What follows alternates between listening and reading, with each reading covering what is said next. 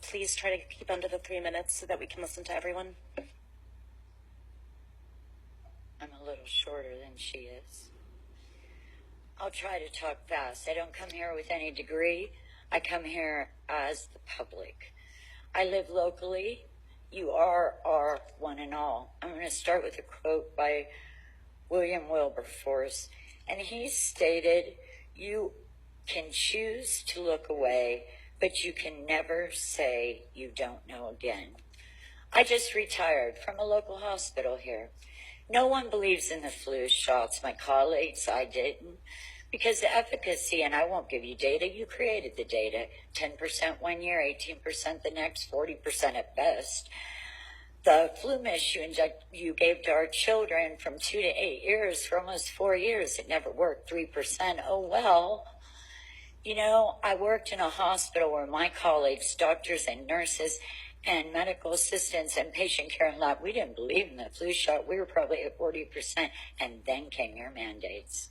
And then came your recommendations. So you know what? For 4 years before I retired, I put a mask on, 12-hour shifts. It wasn't easy to breathe.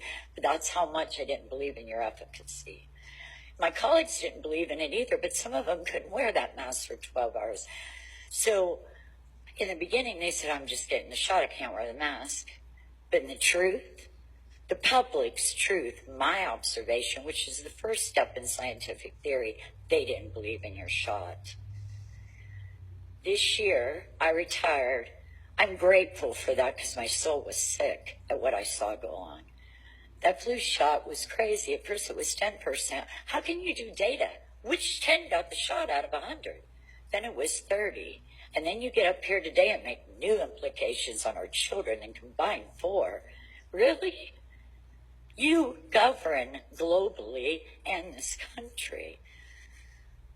I'm glad I'm retired now because now I can talk to you. Because you know what? While I worked, I couldn't. Because if I did, conflict of interest, I would have lost my job. That's truth. A lot of my colleagues did lose their jobs. I was one of the few hospitals in this city that allowed us to mask. I can name 5 hospitals that don't. Goodbye, pink slip, no flu shot. How did I survive 20 years and never get the flu in that environment? ER, high volume. Was I not on the front lines? Every flu case, 300 people a day. Every flu case, it was me. I never had the flu. You know why? I knew how to wash my hands. I knew how to take vitamin D. I knew how to take elderberry syrup. I don't approve of your flu shot. Now you have pharmacists giving it. You bribe us with cards at Target, and you tell us this is free, and it's everywhere, and get it, get it, get it. They're scare tactics, and you should be ashamed. And then I will end because I do want my colleagues, the other moms that know what the CDC doesn't do for us.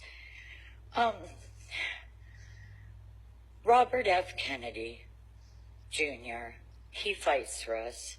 He does. He goes to court for us, for our kids that suffered. I'm looking around. Some of you are my age. And if I'm mistaken, I apologize. But I'm in a generation where I got 7 shots.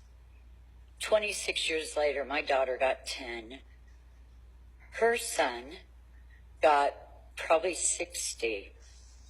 My new grandson's expected to get 72, and I just watched you add more. I'm appalled. Robert Kennedy Jr., you know what he says?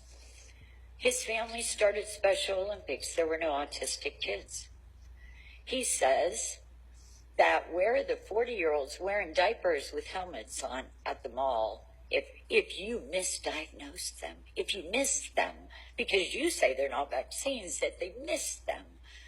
Where were the special ed classes when people with my generation, there weren't any, because they didn't exist. That's what he says. Do you know, and it's truth, but you know what's going to happen? I have a 10-year-old grandson, and I don't care what you say, that the autism and vaccines don't exist. It does, because I watched a perfectly healthy, beautiful 2-year-old get those shots and become a severe autistic child. And guess what? He will be 40, walking in the mall with a diaper on and a helmet. Thank you for the studies that you don't do.